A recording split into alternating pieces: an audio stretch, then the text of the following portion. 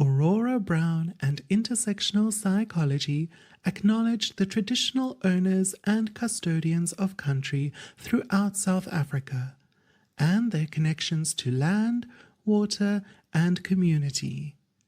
We pay our respects to their elders past and present, and extend that respect to all Indigenous people listening today.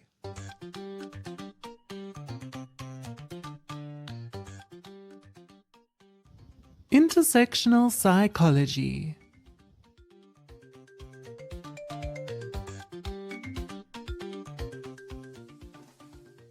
Intersectional Scenes, Episode 1.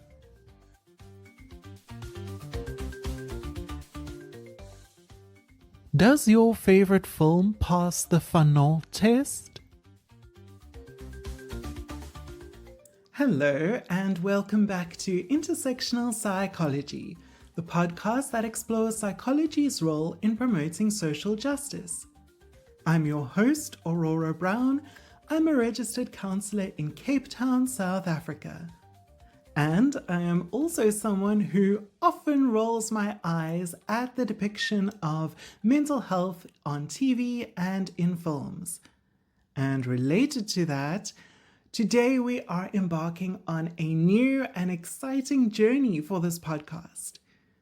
But first, how are you? What is going on?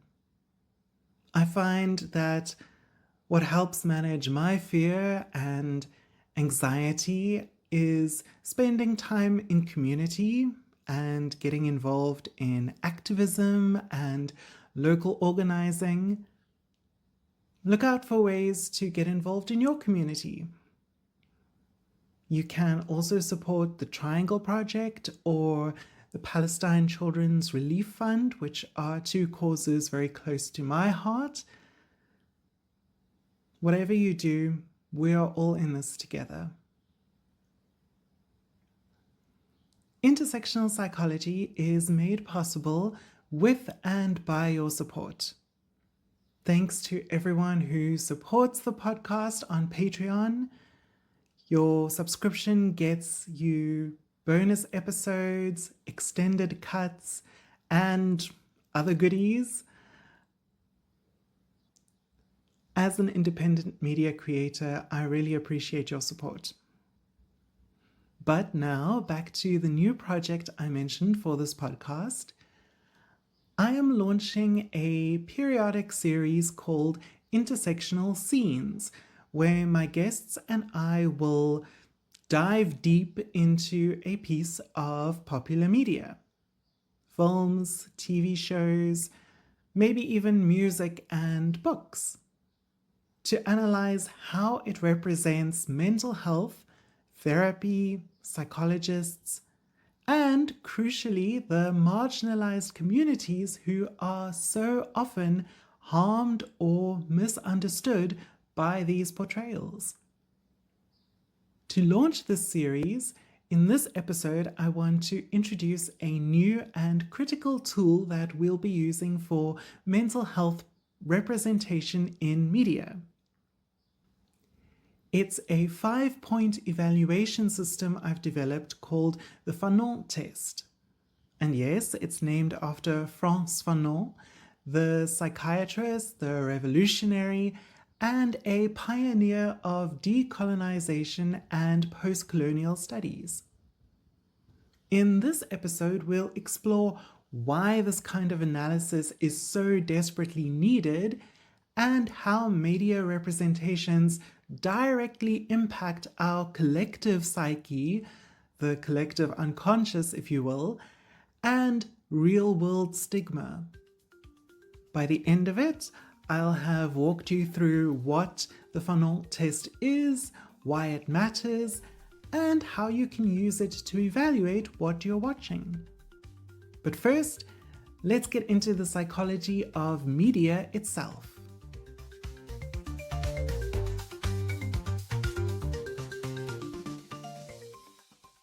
Media shapes minds. The power of representation. Why it matters.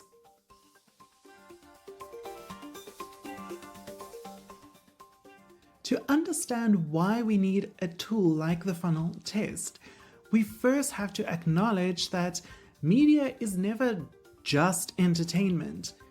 It's a matter of psychological and social consequence. As Stuart Hall reminded us, representation is not simply a reflection of reality, but a construction of it. It's how we make sense of the world and our place in it. What we see on screen tells us what is quote-unquote normal, what is dangerous, what is heroic, and what is monstrous. It trains us into judging who deserves empathy. Psychologists have studied this for decades. Gerbner's enduring 1973 cultivation theory tells us that media cultivates our worldview.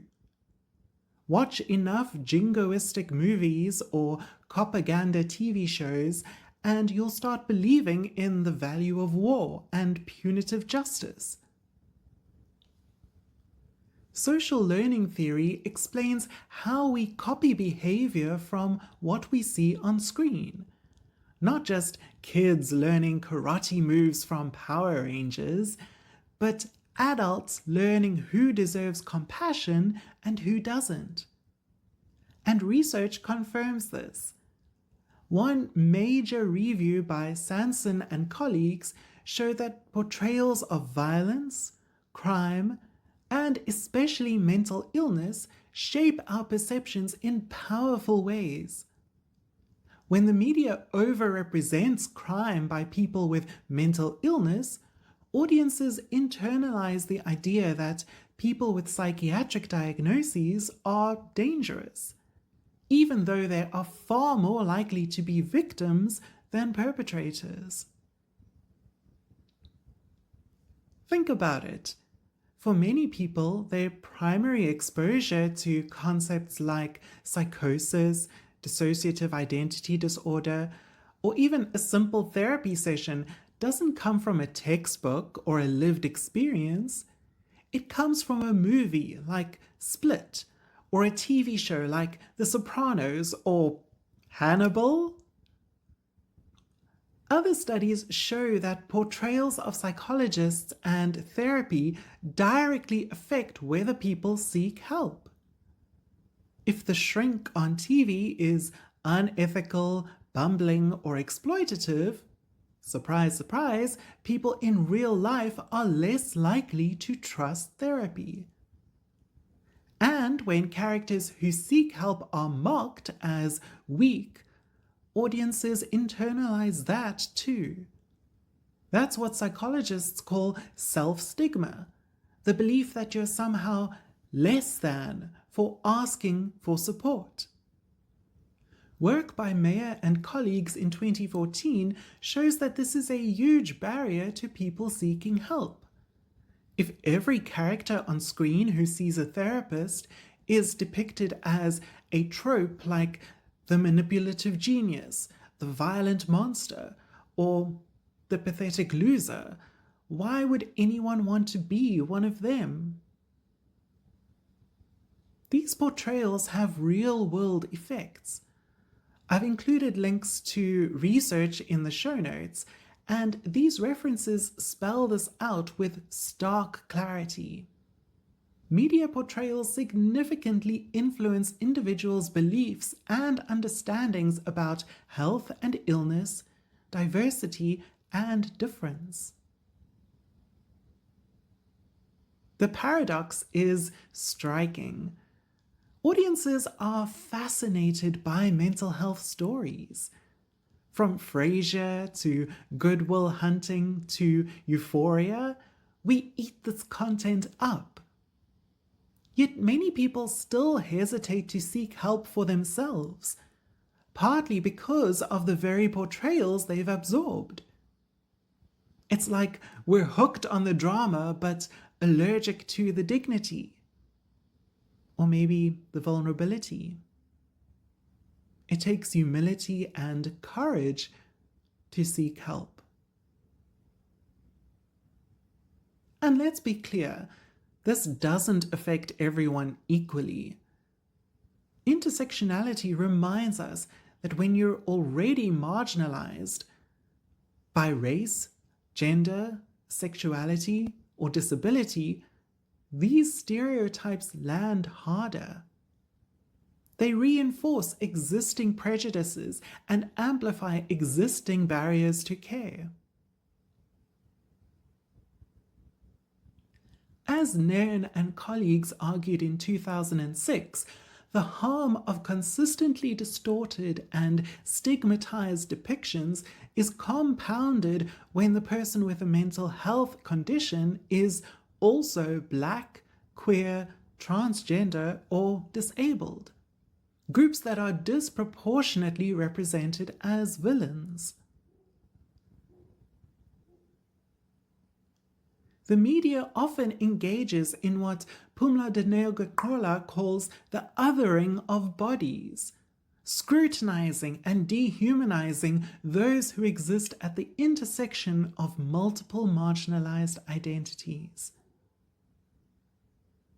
But media doesn't just influence lay people, it also shapes the perceptions of professionals and informs health promotion strategies. When our cultural stories about mental health are rooted in stereotype and sensationalism, our entire societal response is stunted.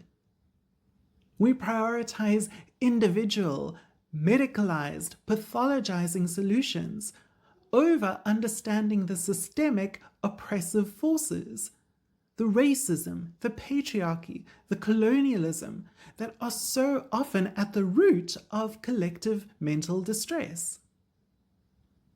So when I say media matters, I mean it literally. Representation can harm or it can heal. Ethical, accurate, intersectional representation of mental health is public health. This isn't just about getting the facts right. It's about justice. It's about challenging what Ignacio Martín Baró called the institutionalized lies that maintain social inequity. It's about decolonizing our imagination.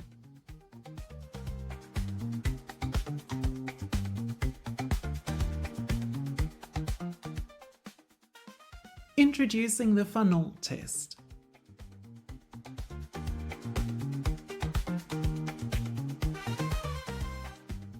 So, what do we do about this? How do we move from being passive consumers to active, critical interrogators of the media we consume? You might already be familiar with the Bechdel Test, also known as the Bechdel-Wallace test. It started in a 1985 comic strip by Alison Bechdel, who credits her friend Liz Wallace with the idea. And the more progressive evolution of the test asks just 4 simple questions about a film. 1. Does it have at least 2 women or people of marginalized genders? 2. Do both women have names? 3. Do they talk to each other? And 4. Is the conversation about something other than a man, and preferably something significant to the plot? The Bechdel test has become extremely influential and has inspired many adaptations, from the Mako-Mori test, the Kumbalangi test, and Johansson analysis of gender representation, to the Vito Russo test for the representation of LGBTQIA+ identities, the Riz test for representation of Muslims, and the Duvernay and Latif tests for the representation of marginalized ethnicities in media. The Bechdel test is not a perfect measure of feminism on screen. Plenty of terrible films technically pass. But the point of the Bechdel test is bigger than the checklist.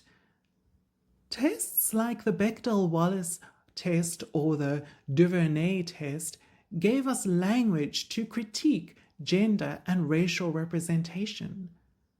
It's a way of naming the patterns that we see, showing just how often women or people of color are erased or flattened in storytelling. When I thought about starting this series analyzing pieces of media, I thought there must be a similar sort of framework for the representation of mental health, but there wasn't, or at least I couldn't find one. So I've developed a new test, the Fanon Test for mental health representation in media. Instead of focusing on gender, it zooms in on the presence and the quality of mental health representation. It's not a checklist of perfection, it's just a tool for accountability and a way of asking better questions. And why name it Fanon? Because Frantz Fanon wasn't just a revolutionary thinker, he was a psychiatrist and a leader in the field of post-colonialism from Martinique in the West Indies. His work, particularly in Black Skin, White Masks and The Wretched of the Earth, exposed how colonialism damages mental health and how racism and oppression live in the psyche as much as in politics. Fanon understood that mental health cannot be separated from the power structures that shape our lives. Naming this test after him is my way of grounding it in that legacy. Now, the goal of the Fanon test is not to dismiss media that fails it, but to use it as a starting point for a deeper, more intersectional conversation. This is the heart of our new Intersectional Scenes series on the podcast.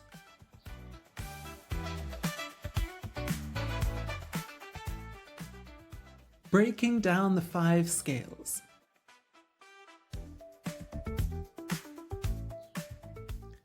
The Fanon test consists of 5 scales, each with one question contributing 1 point, leading to a total score out of 5. But remember, the score is just a gateway. The real value is in the discussion that each point generates. Each scale of the test is also named after a thinker who has contributed profoundly to decolonizing and intersectional approaches to mental health and society. So, here are the 5 scales.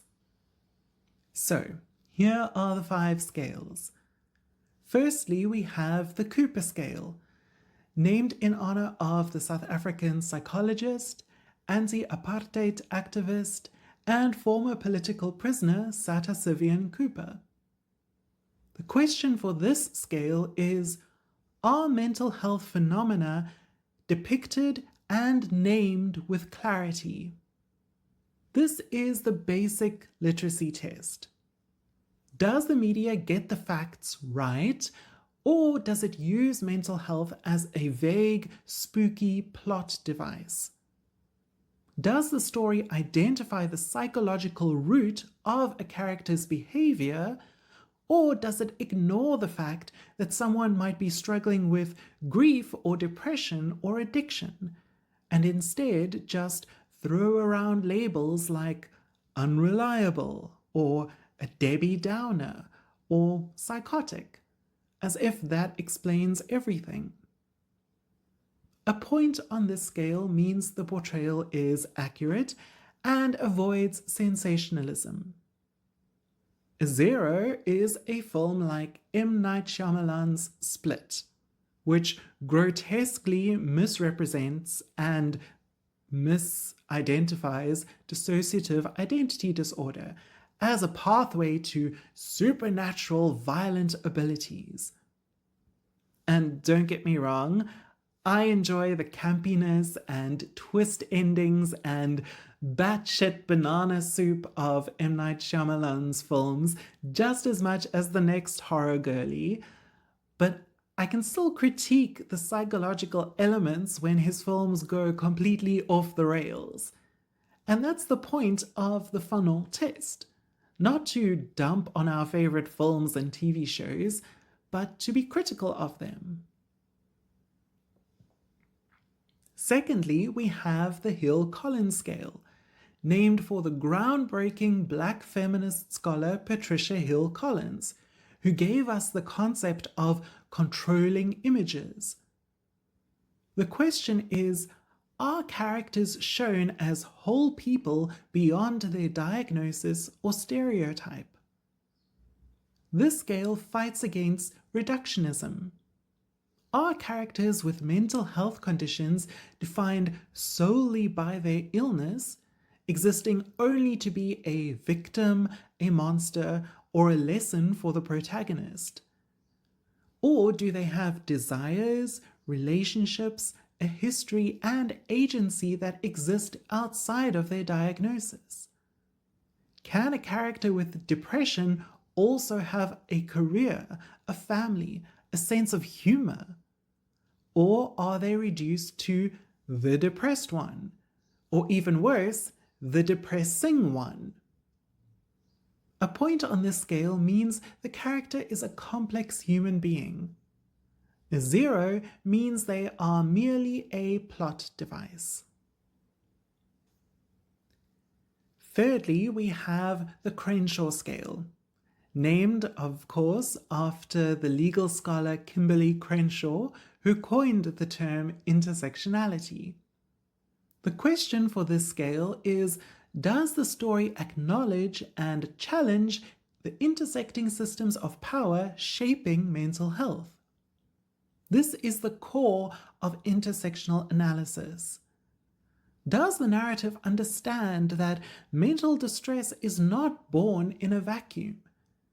Does it connect a character's anxiety to racial trauma?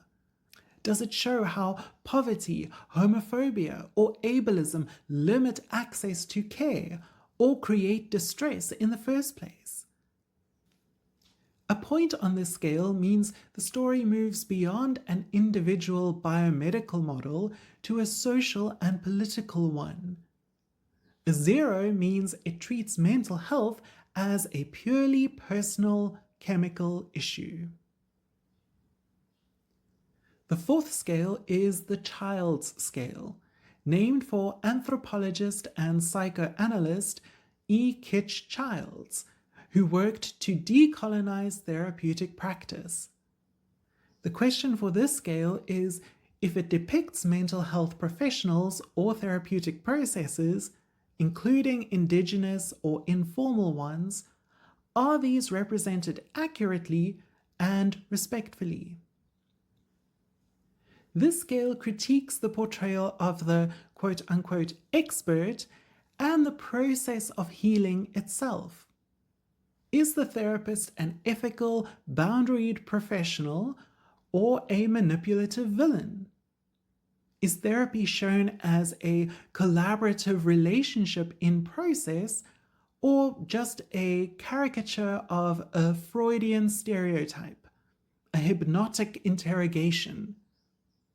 Are indigenous practices tokenized or exoticized, or are they treated with dignity and accuracy? A point on this scale means the dynamic is based on trust and integrity. 0 is the unethical, coercive therapist trope seen in so many horror films or soap operas. And lastly, the fifth scale is the Martin-Barros scale, named for Salvadorian psychologist and pioneer of liberation psychology, Ignacio Martín Baró. The question for the scale is, does the story invite meaningful engagement with ethical issues without reinforcing stigma? This scale assesses the ultimate impact of the narrative. A story can be dark and explore difficult themes, but what is its final message? Does it generate empathy and critical thought about justice and treatment? Or does it simply reinforce old harmful prejudices? A point on this scale means the story, even if tragic, engages in questions around boundaries, institutionalization, or duties of care, and might challenge systemic issues.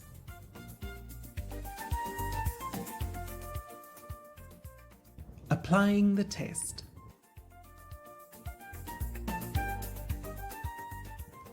Let's take a very brief hypothetical example. Imagine we're analyzing a film about a war veteran with PTSD. Looking at the Cooper scale, if it portrays flashbacks, hypervigilance, and emotional numbness, are these portrayals accurate and are they framed in the context of PTSD? Or is it just quote-unquote angry and violent? Let's say it does a good job, then it gets 1 point. Next, we look at the Hill-Collins scale. Is the veteran only a vessel for her trauma? Or do we see her as a mother, a friend with hobbies and a history beyond the war? Let's assume we do, then it gets another point. On the Crenshaw scale, does the film critique the military-industrial complex that sent her to war in the first place? Does it show the lack of support for veterans? Or does it frame her PTSD as a purely personal battle? If it ignores the systemic causes, then it's a 0. If she sees a therapist, is that therapist shown to be competent and caring, or overwhelmed and dismissive? If it portrays a therapist that lives up to their ethical responsibilities and scope of practice, then it gets a point. Finally, on the Martín Baró scale, does the film explore what responsibility the veteran's employer, that is the government, have for her mental health care?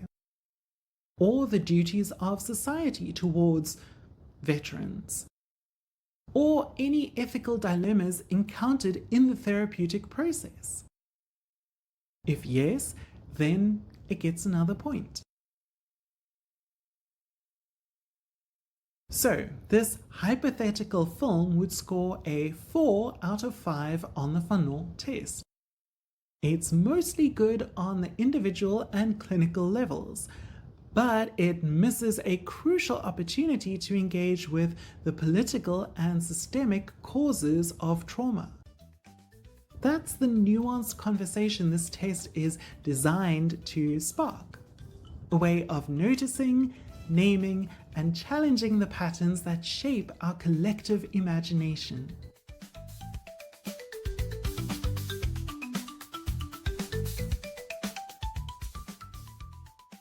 Looking ahead at intersectional scenes.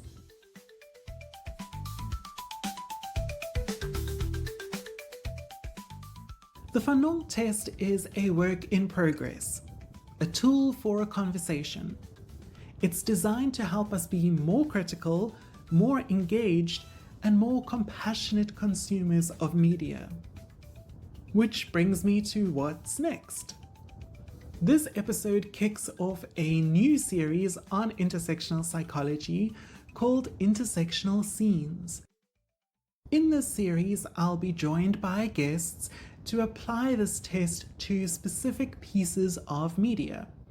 We'll be putting films, TV shows, maybe even music and books through the Fanon Test. We'll ask who gets to be whole, who gets flattened into a trope, and what does that say about the world we're building together? We'll celebrate what the media gets right and rigorously critique what it gets wrong, always through this intersectional, decolonial lens.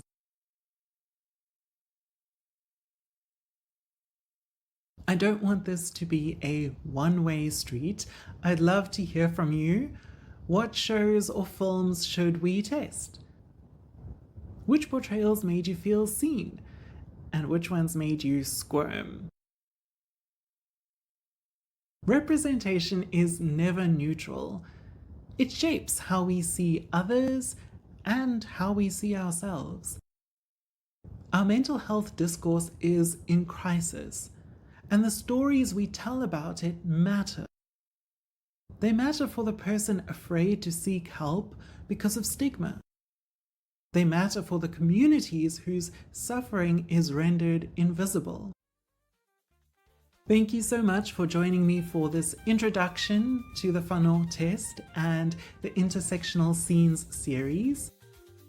To recap, media matters because it cultivates beliefs and behaviors. When it comes to mental health, representation can either dismantle stigma or reinforce it. The Fanon Test is one way to evaluate whether a story is doing the work, naming clearly, portraying people fully, acknowledging power, respecting therapeutic processes, and engaging ethically. If you have suggestions for media we should analyze on a future episode, please reach out to me at Intersectional Psychology on Blue Sky, Instagram, Facebook, Patreon, or on email. My address is intersectionalpsychologypod@gmail.com. Look after yourself. And remember, everyone deserves to live with their optimal mental health. Thank you for listening to Intersectional Psychology.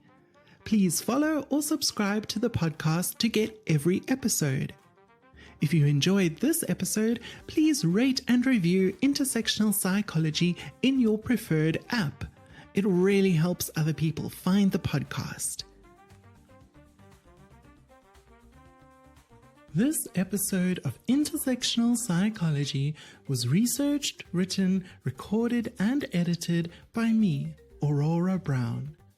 For a transcript of this episode, please see the link in the show notes on your podcast app or go to intersectionalpsychology.com. You can also check the website or the show notes for a full list of references for this episode.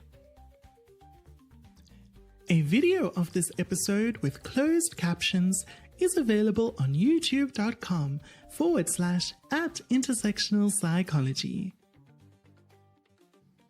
To support this podcast and get access to bonus content, including additional episodes and interviews, as well as more guided mindfulness sessions, please go to patreon.com/intersectionalpsychology.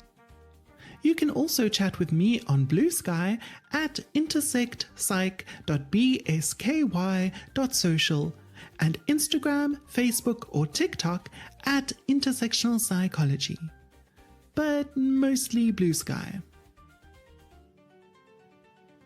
Aurora Brown and Intersectional Psychology are committed to the Cite Black Women praxis. All episodes of Intersectional Psychology are for educational purposes only and are not intended to be a substitute for professional mental health advice, diagnosis, or treatment. I, Aurora Brown, am not able to answer specific questions about individual situations. Always seek the advice of your health provider with any questions you may have regarding a mental health condition. Never disregard professional medical advice or delay in seeking it because of something you have heard or seen on this podcast. If you think you need immediate assistance, please call your local emergency number or any mental health crisis hotline. Everyone deserves good mental health.